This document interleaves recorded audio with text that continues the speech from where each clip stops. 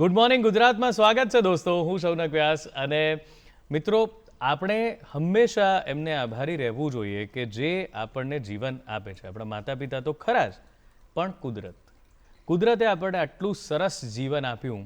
અને એ કુદરત છે જે આપણી માવજત કરે છે. એ કુદરત છે કે જે આપણી પાસેથી કંઈ અપેક્ષા રાખ્યા વગર આપણને બધું આપે છે. આપણી પાસેથી ક્યારે આપણે એવું ક્યારેય સાંભળ્યું કે મારે કંઈક આપવાનું છે કુદરતને, કે મારે આ કરવાનું છે? ક્યારેય નહીં. બિલકુલ અપેક્ષા વગર આપણને આપણી સૌથી જરૂરી વસ્તુ એટલે કે શ્વાસ, પાણી, ભોજન, આ બધું કુદરત એમને આપે છે જે એક માણસ ક્યારેય બીજા માણસને કોઈ સ્વાર્થ કે કંઈ વળતર વગર આપતો નથી. એક સરસ આપણે બધા ગીતને જાણીએ છીએ, પણ આ ગીત કેમ આટલું સરસ છે એની એક વાત છે. ગીત આપણા બધાના હૈયેને હોટે છે. એ ઘન ઘોર જરે ચહુંર મારું મન, એ મારું મન મોર બની થન ગાટ કરે. ઘર ઘર ઘર મેઘ ગટા ગગને ગગને ગર જાટ ભરે, ઘુમરી ઘુમરી ગર જાટ કરે. નવે ધાન ભરી સારી સીમ ઝૂલે નદીયું નવ જોબન ભાન ભૂલે. નવ દિન કા પોતાની પાંખ ખુલે, મધરા મધરા મલકાઈને મેઢક ને હસુ બાત કરે. ગગને ગગને ઘુમરાઈને પાગલ, મેઘ ગટા ગર જાટ ભરે મન મોર બની થન ગાટ કરે. મન મોર બની થન ગાટ કરે મારું મન. ભાઈ, આ ગીત આપણે સાંભળીએ ત્યારે આપણું મન મોર બની થનગાટ કરે છે કેમ? ખાલી શબ્દો એવા છે? ખાલી રાગ એવો છે? ના. ત્યારે પ્રકૃતિ આપણી સામે ખરેખર એ આપણને દેખાવા માંડે છે. આપણે આ બધી જ વાતો જે આ ગીતમાં લખાઈ છે એની કલ્પના કરી શકીએ છીએ. એનું કારણ એક જ છે, કારણ કે એ પર્યાવરણ ક્યારેક ને ક્યારેક આપણે ક્યાંક જોયું છે. પણ એનો જે ગુણ કહીએ કે એની જે સંરક્ષણની જવાબદારી છે પણ આપણી જ છે. આ ગીત રચાયું, ઝવેરચંદ મેઘાણીના મનમાં આવી આ વરસાદી વાતાવરણની કલ્પના આવી કારણ કે એ પર્યાવરણ એવું હતું. પણ અત્યારે પર્યાવરણને લગતી કેટલી સમસ્યાઓ આપણે રોજ છાપામાં વાંચીએ છીએ, આપણે એના વિશે ચર્ચા કરીએ છીએ, મોબાઈલના રીલમાં જોઈએ છે કે કેટલી સમસ્યાઓ વધતી જઈ રહી છે. અને એનું કારણ શું છે? પર્યાવરણ કંઈ પોતાની જાતને તો બગાડતું નથી. બગાડે છે કોણ? આપણે લોકો. કારણ કે આપણને આવા ગીતો સાંભળવા ગમે છે, એમાં પર્યાવરણનું વર્ણન ગમે છે, કુદરતનું વર્ણન ગમે છે, પણ એને એવી ને એવી રાખવાની વાત જ્યારે આવે ત્યારે આપણે થોડાક પાછા હટી જઈએ. પણ એવા કેટલાક લોકો છે કે જે પાછા હટતા નથી, જે આગળ વધે છે, જે પર્યાવરણની જાળવણી, સંરક્ષણ માટે કટિબદ્ધ રહે છે અને એના માટે જે થઈ શકે એ બધું કરે છે, જીવન સમર્પિત કરે છે. જીવનના 37 થી 40 મહામૂલી વર્ષો એ પર્યાવરણની પાછળ ખર્ચી નાખે છે. અને ત્યારે એ પર્યાવરણને સાચવવા માટે અમુક યુવાનોને, અમુક લોકોને જ્યારે જાગૃત કરી શકે છે ત્યારે આપણને સમજાય છે કે આવા એક નહીં, દરેક કેટલાય લોકોની જરૂર છે. આજે આપણે એક એવા જ મહાનુભાવને મળવાના છીએ કે જે કુદરતના ખોળે રહ્યા છે. એટલે કે આપણે ત્યાં જો કુદરત ચારે હાથે આશીર્વાદ વરસાવતી હોય તો એવી જગ્યા તો જુનાગઢ છે, જ્યાં બધું જ છે, જ્યાં કુદરત છે, જ્યાં વન્યજીવો છે, જ્યાં જંગલો છે, પર્વત છે, બધું જ છે. એવા જુનાગઢ સાથે જે જોડાયેલા અને ત્યાંથી લઈ અને એમણે કેવી રીતે પર્યાવરણ વિશેની જાગૃતિ ફેલાવવા માટે કેવા અદ્ભુત કામો કર્યા, એમને સન્માનિત કરવામાં આવ્યા છે. અને આજે પણ યુવાનોને એ જાગૃત કરી રહ્યા છે, એમને સમજાવી રહ્યા છે કે કેવી રીતે પર્યાવરણનું સંરક્ષણ કરવું જોઈએ અને કેમ કરવું જોઈએ. આજે આપણે પણ એમની પાસેથી આ બધી વાતો જાણીએ. તો સ્વાગત કરીએ એવા પર્યાવરણ સંરક્ષકનું અને એવા ફોટોગ્રાફર કે જે વાઇલ્ડ લાઈફ ફોટોગ્રાફીની દુનિયામાં બહુ મોટું નામ છે. તો સ્વાગત કરીએ આપણે ભટ્ટ સાહેબનું. નમસ્કાર સાહેબ. નમસ્કાર જી. તો મને તો આપનો પરિચય આપની પાસેથી જાણવો છે કે કેવું આપનું બાળપણ હતું અને કેવી રીતે આપ આ પર્યાવરણ વિશે આટલા જાગૃત થયા. પર્યાવરણની શરૂઆતની જો હું વાત કરું ને આપને, તો મને ખરેખર મારા પિતાશ્રી તરફથી આ મળેલું છે, વારસામાં મળેલું છે. જી. અને ખરેખર એ વખતે અમારું જે ગ્રામ્ય લેવલ હતું, જે મારું વતનનું ગામ હતું, ત્યાં મારા પિતાશ્રી કાયમ અમારે મકાનની પાછળનો એક ભાગ પડે અને વાડો કહેવાતો.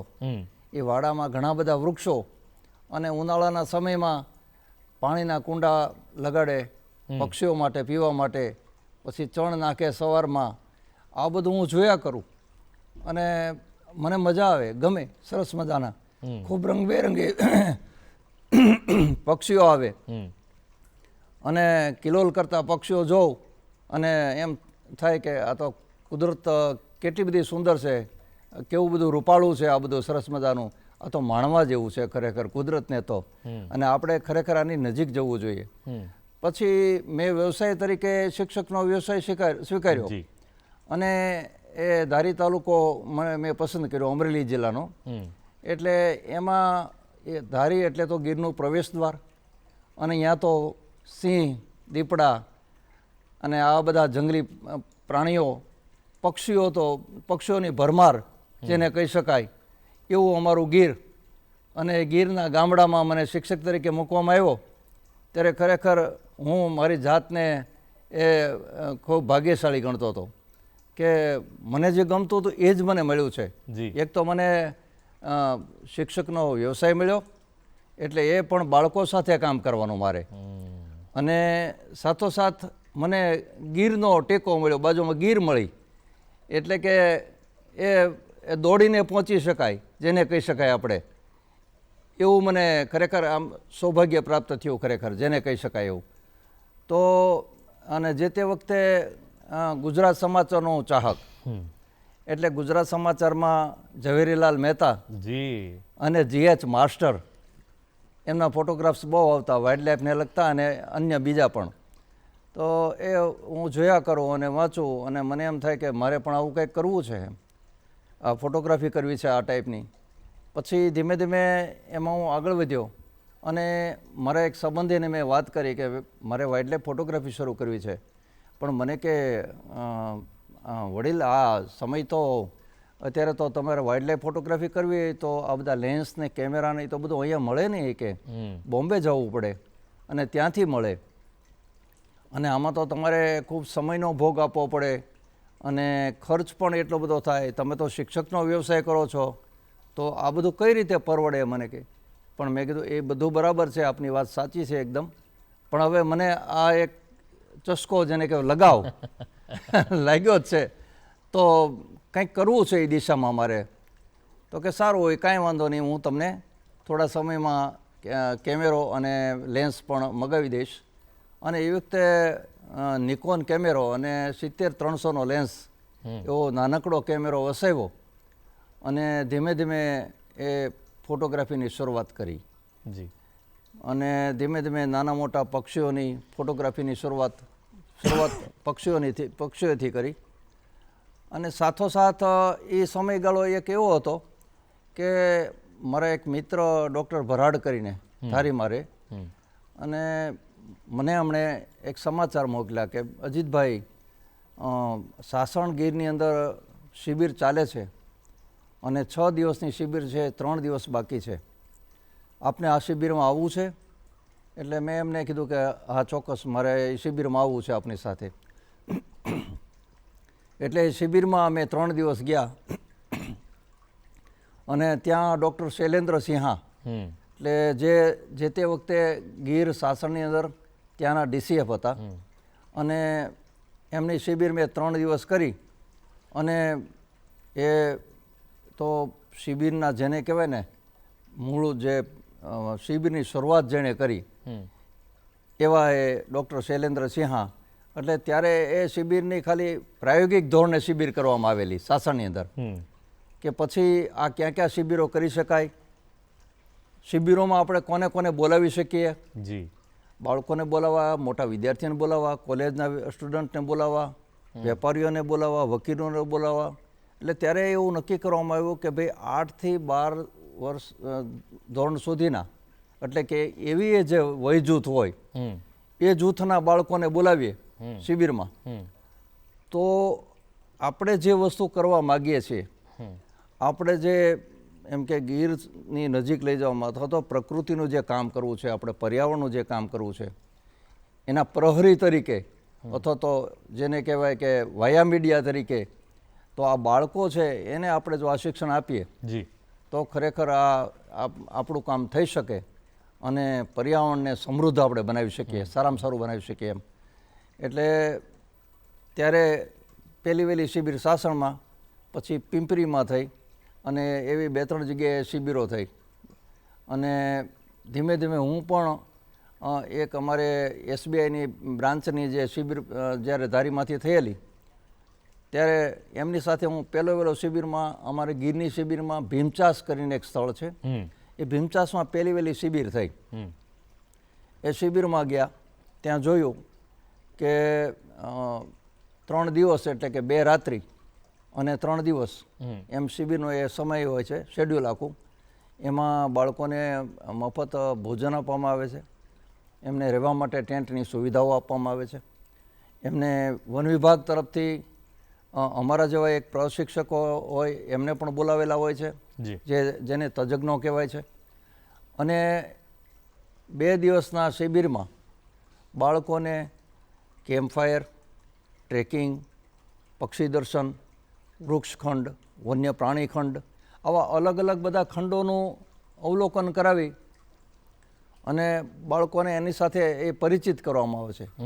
કે એટલે ટૂંકમાં શું છે કે જે બાળક ક્યારેય કોઈ દિવસ જંગલમાં ગયો જ નથી, અથવા તો જેને આ વસ્તુનો ખ્યાલ જ નથી, એને પ્રકૃતિનો પહેલો સ્પર્શ મળે, વાહ, તો ખરેખર એને એના તરફનો લગાવ વધશે, એને ચાહતો થઈ જશે. પ્રકૃતિમાં માની લો કે રાત્રિના કેમ્પફાયરની અંદર કેમ્પના જે ગીતો હોય, કેમ્પફાયરના એ ગીતો ગવાતા હોય, ઠંડીનો માહોલ હોય ધીમો ધીમો, અને ક્યાંક સાવજની એક ડણક સંભળાય, ક્યાંક શિયાળિયાની લાળ પેલી સંભળાય, ક્યાંક શિયાળ બોલતું હોય, ક્યાંક સાવજની ડણક સંભળાય.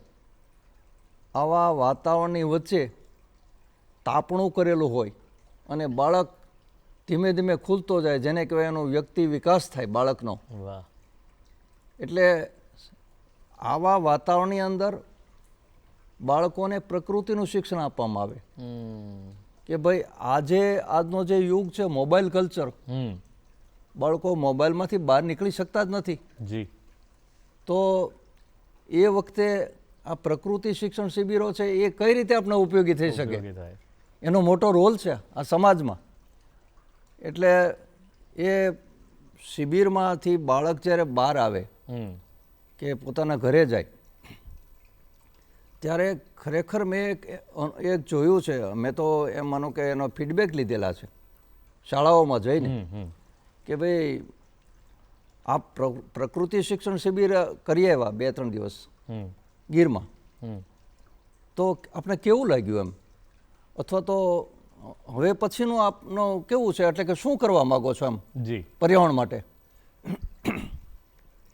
તો બાળકો પાસેથી એવું જાણવા મળ્યું કે હવે સર અમે વૃક્ષ વાવશું અમારી શાળાઓમાં, અને સરસ મજાના આવા નાના મોટા કાર્યક્રમો કરશું, અમે પ્લાસ્ટિકનો ઉપયોગ નહીં કરીએ. આજે પ્લાસ્ટિકે જેને કહીને કે આપણા વાતાવરણની અંદર એક ભરડો લઈ લીધો છે એવું કહી શકાય એમ, કારણ કે વધતું પ્રદૂષણ અને ઘટતી જતી વન સંપદા આ આજનો મોટો યક્ષ પ્રશ્ન છે. આજે વૃક્ષો હોવાય છે ઓછા, કપાય છે જાજા, આ સમસ્યા છે આપણી બધાની. તો આજે જ્યારે એક બાળકને આ વસ્તુનો ખ્યાલ આવે કે હું વૃક્ષ વાવીશ, હું પક્ષીઓના પાણીના કુંડા મૂકીશ, આવા બધા પ્રયત્નો કરે, ત્યારે એ બાળક ખરેખર મોબાઈલ કલ્ચરમાંથી બહાર નીકળીને, જેને કહેવાય કે એને ક્રિએટિવ માઇન્ડ જેને કહી શકાય આપણે, કે એક વૈજ્ઞાનિક એમાંથી બની શકે. આપણે હું એક દાખલો આપું શિક્ષણનો, પ્રકૃતિ શિક્ષણનો, કે અમારે ત્યાં ચિખલકુબા ગામ છે, એટલે અત્યારે જ્યાં કેમ્પ સાઇટ જે અત્યારે ચાલે છે, અત્યારે ત્યાં એક અમરેલી જિલ્લાનું ગામ સરંભડા, અને ત્યાંનો વિદ્યાર્થી એ શિબિરમાં આવેલો, અને શિબિર કરીને ગયા પછી, એટલે ટૂંકમાં શું છે, વન્ય પ્રાણીઓને એક રેસ્ક્યુ કરવાનો કાર્યક્રમ ચાલતો હોય છે. હવે આ બાળક શિબિરમાંથી ગયા પછી એને એવો વિચાર આવ્યો, એને રેસ્ક્યુ સેન્ટર બતાવવામાં આવ્યું, એમના પછી એને એવો વિચાર આવ્યો કે આ જે રેસ્ક્યુ છે એને સરળ રીતે રેસ્ક્યુ કરી શકાય એવું હું કંઈ સંશોધન કરી શકું. તો તો ખરેખર એમણે સંશોધન કરીને બતાવ્યું અને આ લોકોને વન વિભાગને બોલાવીને બતાવ્યું કે જુઓ આમ એક મેં નવો મારો પ્રોજેક્ટ તૈયાર કર્યો છે તો આપ જુઓ અને એને એક્સેપ્ટ કર્યો ડિપાર્ટમેન્ટે. જી. તો આ વસ્તુ છે મારે હું જે કહેવા જઈ રહ્યો છું અથવા તો મારે જે લોકોને કહેવું છે એ વસ્તુ એ છે કે આપ આજની જે શિક્ષણ પ્રત્યેની જે દોડ છે એકદમ કે મારું બાળક ખૂબ સારું ભણે અને ખૂબ સારી અંગ્રેજી શાળાઓમાં ભણે અને ખૂબ હોશિયારથીને ડૉક્ટર કે એન્જિનિયર બને, પણ મારે આપને એ કહેવું છે કે ડૉક્ટર કે એન્જિનિયર બનાવવા હોય તો આપ એક વખત એને પ્રકૃતિ શિક્ષણ શિબિરમાં એક વખત મોકલો બાળકને, એટલે જેથી કરીને આપના બાળકનો શારીરિક વિકાસ તો થાય જ પણ માનસિક વિકાસ પણ થશે. ક્યાં વાત. એટલે આવી ઘણી બધી બાબતો છે કે જે પ્રકૃતિની સાથે વણાયેલી છે અને આજે આપણે જેને આપણે એમ કહી શકીએ કે આપણે થોડા પ્રકૃતિથી દૂર જતા હોય એવું લાગી રહ્યું છે, મને લાગી રહ્યું છે એવું. હા હા. ટેકનોલોજીના યુગમાં ટેકનોલોજી જરૂરી છે, હું માનું છું, ચોક્કસ માનું છું, પણ એની સાથે સાથે આપણે જો પ્રકૃતિની સંભાળ નહીં રાખીએ જી તો ખરેખર આપણે એમાં નાલેશી ભર્યું પગલું ભર્યું કહેવાય છે. બહુ સાચી વાત છે અજીતભાઈ આપની. તો અજીતભાઈ સાથે આ વાત ચાલી રહી છે અને બહુ મહત્વની વાત ચાલી રહી છે કે પ્રકૃતિની જાળવણી કરવી, પ્રકૃતિ વિશે જાણવું, પહેલાં તો જાળવણી તો પછી થશે પણ જાણવું પ્રકૃતિ શું છે એનો સ્પર્શ કરવો એ દરેક વ્યક્તિ માટે અને ખાસ કરીને બાળકો માટે બહુ જરૂરી છે અને એ બિરદાવવા લાયક કામ એ વર્ષોથી કરી રહ્યા છે. હજુ એમની પાસેથી એમની ફોટોગ્રાફીની વાતો પણ આપણે જાણવાની છે, પણ અત્યારે સમય છે એક વિરામનો, તો લઈએ એક વિરામ. વિરામ બાદ સ્વાગત છે ગુડ મોર્નિંગ ગુજરાતમાં આપનું મિત્રો. અને અજીતભાઈ ભટ્ટ છે કે જેમણે શિક્ષક તરીકે પોતાની સેવાઓ આપી અને સાથે સાથે બાળકોને પ્રકૃતિનું જ્ઞાન આપ્યું અને પ્રકૃતિ વિશે જાગૃતિ લાવ્યા છે. તો અજીતભાઈ આપે ઘણા બધા આપે એક ચેરિટેબલ ટ્રસ્ટ પણ શરૂ કર્યું અને જેના થકી પણ આપ ઘણી પ્રવૃત્તિ કરો છો. એ પ્રવૃત્તિ શું છે અને એમાં લોકો કેવી રીતે જોડાય છે? મને બહુ આનંદ થયો કે 2013ની સાલમાં આ પ્રવૃત્તિ કરતાં કરતાં મને એક એ વિચાર આવ્યો કે હું એકલો આ પ્રવૃત્તિ કરું છું તો લોકોને સાથે સાંકળું તો કેવું રહે એમ.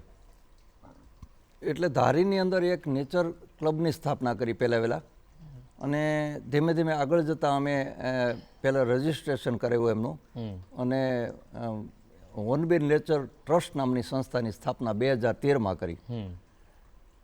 ત્યારે લગભગ એમાં નાના મોટા વિદ્યાર્થીઓ એટલે એમાં 50 સભ્યોનું એક ગ્રુપ બનાવ્યું અને મિત્રોને બોલાવીને પહેલી મિટિંગ કરી અને એમની સાથે વાત કરી કે ભાઈ આ રીતે આપણે એક નેચર ક્લબની સ્થાપના કરી રહ્યા છીએ, આપણે ગીરની નજીક છે અને વધારે આ ક્ષેત્રમાં કામ થાય એવું આપણે કંઈક કરવું છે. જી.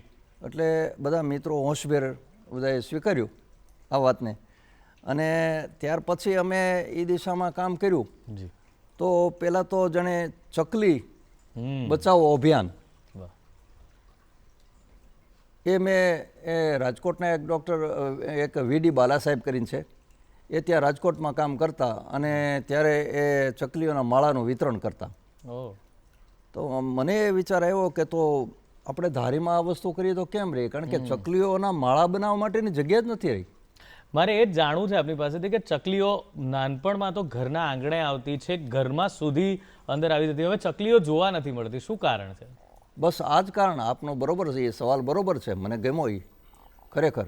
કારણ કે પહેલાં આપણા જે મકાન હતા ને એ દેશી મકાન હતા, નળિયાવાળા મકાન, એટલે એમાં ક્યાંક ને ક્યાંક ચકલીને માળો કરવા માટેની જગ્યા મળતી હતી. હવે જે આ સ્લેબવાળા મકાનો થયા અથવા તો અત્યારે મોટા શહેરની અંદર તો બધા હાઈરાઇઝ બિલ્ડિંગો જેને આપણે કહી એમાં તો એનું કોઈ સ્થાન જ નથી. એટલે એમના ચકલીઓ વધારે એનો વ્યાપ થાય અને વધે એટલા માટે પછી અમે આ જે પૂઠાના માળા આવે છે ચકલી ઘર એ રાજકોટથી મેં મગાવ્યા. ત્યારે જે તે વખતે અમે 5000 માળા મગાવ્યા રાજકોટથી અને પછી નાનકડો એવો સમારંભ ગોઠવી વન વિભાગને સાથે જોડી અને કાર્યક્રમ કર્યો અને લગભગ આસપાસના ધારી તાલુકાના બધા મોટાભાગના ગામડાઓમાં અમે આ ચકલીના માળાનું વિતરણ કર્યું. એટલે લોકોની મજા આવી અને લોકોના વ્યૂ એવા મળવા માંડ્યા કે અમારે ત્યાં ચકલીએ માળો કર્યો છે અને એમાં બચ્ચા મૂક્યા છે, એટલે કે અમને બહુ આનંદ થાય છે, અમારા બાળકોએ પણ બહુ રાજી થયા છે એમ. એટલે એક એ કાર્યક્રમ કર્યો એટલે અમને થોડો ઉમંગ વધ્યો, અમારો ઉત્સાહ વધ્યો એમ કે આમાં તો ઘણું બધું કરવાનું છે એમ. એટલે પછી માનો કે વૃક્ષારોપણનો કાર્યક્રમ, ચોમાસું આવે એટલે લગભગ અમે દર ચોમાસે 50-60 વૃક્ષો વાવીએ.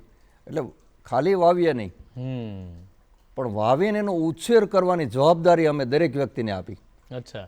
હા, કે આ વૃક્ષ છે તો દાખલા તરીકે જે ભાઈનું નામ હોય એમના નામ, દાખલા તરીકે રમેશભાઈ, તમારે આ વૃક્ષને ઉછેરીને મોટું કરવાનું છે, આ જવાબદારી આપની છે. એટલે એવી રીતે વૃક્ષારોપણનો કાર્યક્રમ કર્યો. અને ત્યાર પછી માનો કે આપણે ઉત્તરાયણ આવે ત્યારે પક્ષીઓ ઘાયલ ખૂબ થાય. જી, એ આપણો પતંગોત્સવ છે, એટલે મોટો ઉત્સવ છે ગુજરાતનો ઉત્તરાયણ. એટલે અને લોકોને રોકો તો એ રોકાય પણ નહીં, જી, એવો મારો ખ્યાલ છે, કારણ કે આપણો એક ઉત્સવ છે. એટલે પણ એની સાથે સાથે અમારા ગ્રુપમાંથી એવી એક સમજ આપી અમે કે ભાઈ સવાર સાંજ 2 કલાક તમે પતંગ ન ઉડાડીને આપણા પક્ષીઓને બચાવી શકો, આકાશમાં ઉડતા ગગન વિહારીને.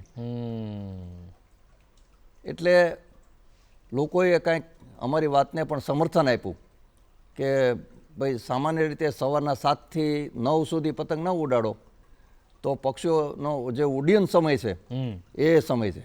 અચ્છા.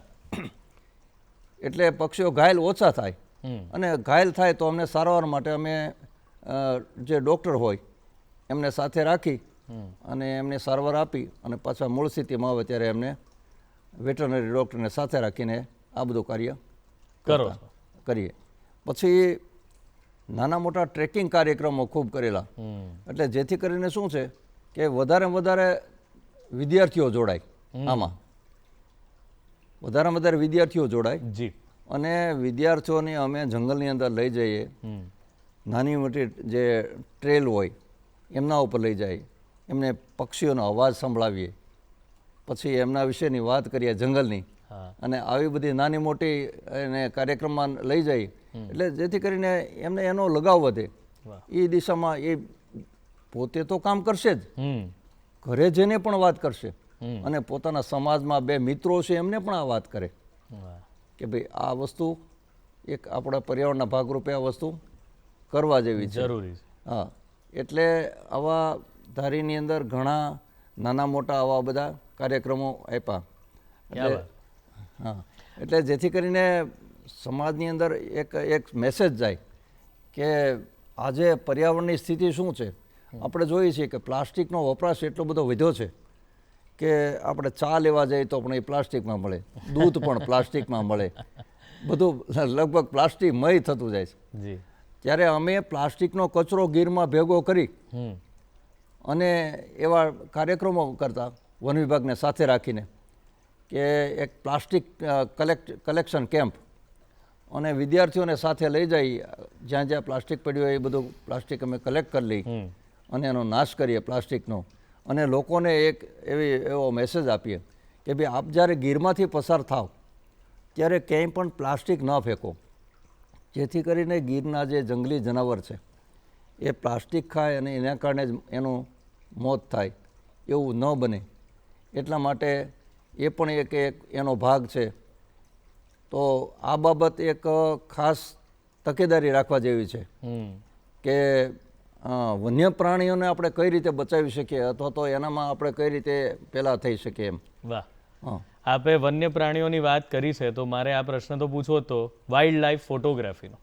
એનો કોઈ એકદમ યાદગાર, કારણ કે આ અઘરું કામ છે, કારણ કે તમે જ્યારે પ્રાણીઓની સાથે હો ત્યારે એમનો એક નેચર બહુ અલગ હોય છે, એમના સ્વભાવને સમજવો પડે, પ્રકૃતિને, એમની દિનચર્યાને, અને પછી એક વાઇલ્ડ લાઈફ ફોટોગ્રાફર સરસ. તો એવો કોઈ તમારી પાસે કોઈ અનુભવ હોય કે જેમાં આપને બહુ યાદગાર હોય કે આ ફોટો મારો સૌથી યાદગાર આ કારણસર છે, એનું કોઈ વાત? 2-3 અનુભવો છે એવા અમારી પાસે. એક તો પહેલી હું વાત કરીશ 2001ની સાલમાં જે ધરતીકંપ આવ્યો, ભૂકંપ, અને કચ્છમાં બહુ મોટું નુકસાન થયું. એ તો આપણે બધા વિદિત છે એ વાતથી. જી. મને તે દિવસે બરોબર હું અમારા એ વિસ્તારની અંદર એક હનુમાનગાળા જગ્યા છે, બહુ સરસ મજાની પ્રાકૃતિક જગ્યા. હનુમાનજીનું મંદિર છે અને એ હનુમાનજીના મંદિરની ઉપર પહાડ છે મોટો, 200 ફૂટની ઊંચાઈનો. એટલે એમાં વલ્ચર, ગીધના માળા ખૂબ જ. અને એ વલ્ચરની ફોટોગ્રાફી કરવા માટે હું ત્યાં નાઇટ રોકાયેલો, ત્યાં જે મઢી છે ત્યાં. અને વહેલો સવારમાં ઉપર ચડી ગયો અને ત્યાંથી ફોટોગ્રાફી કરતો હતો. ફોટોગ્રાફી કરી એ નેસ્ટની અને નીચે ઉતરો. નીચે ઉતર્યા પછી અમે જ્યારે આગળ વધતા હતા, લગભગ 8:25 કેવો ટાઈમ હતો મારો ખ્યાલ મુજબ.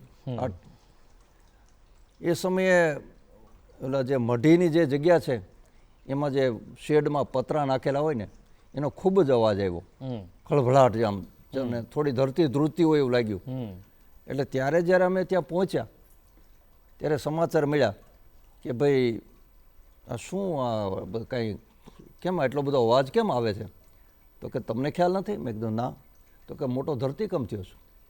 ઓહ, આ તો ખરેખર મને કુદરતે બચાવ્યો એમ. હા, હું તો ઉપર કરાડો ઉપર ફોટોગ્રાફી કરતો હતો જે તે વખતે, અને આ તો મને પ્રકૃતિએ જ બચાવ્યો છે, મને એવું લાગ્યું ત્યારે. એટલે એક અનુભવ આ એક રહ્યો છે મારો. અને બીજી જો વાત કરું તો વાઇલ્ડ લાઈફમાં આપણે વાત કરી કે સિંહની ફોટોગ્રાફી. તો એક વખત અંધારીનો વિસ્તાર કહેવાય છે ગીરમાં, એ વિસ્તારની અંદર હું ફોટોગ્રાફી કરતો હતો.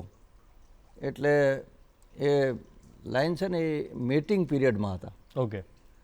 અને હું તો ઘણો બધો દૂર હતો, પણ મેં એની ફોટોગ્રાફી કરવા માટે કેમેરો સેટ કર્યો અને ફોટોગ્રાફીમાં સ્નેપ એકાદ લીધો અને ત્યાંથી સિંહે, જેને કહેવાય મારી સામે દોટ મૂકી, એમ એકદમ મારા ઉપર એટેક કરવાની પેલી કરી એવું.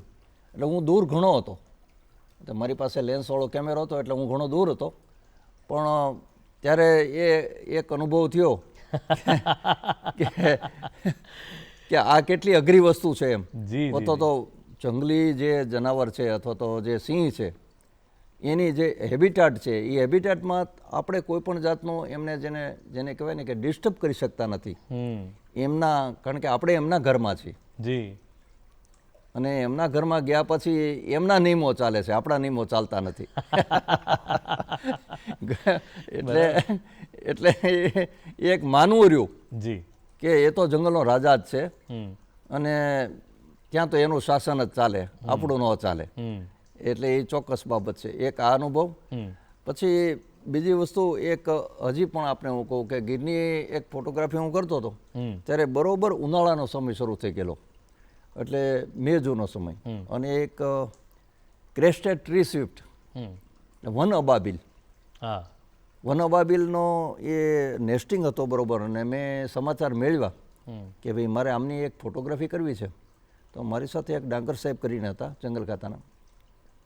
અમે બે બાઇક મૂકી દીધું અને ત્યાંથી મને કહેવાય અહીંથી ચાલીને જવું પડશે, અહીં બાઇક ચાલે એવું નથી.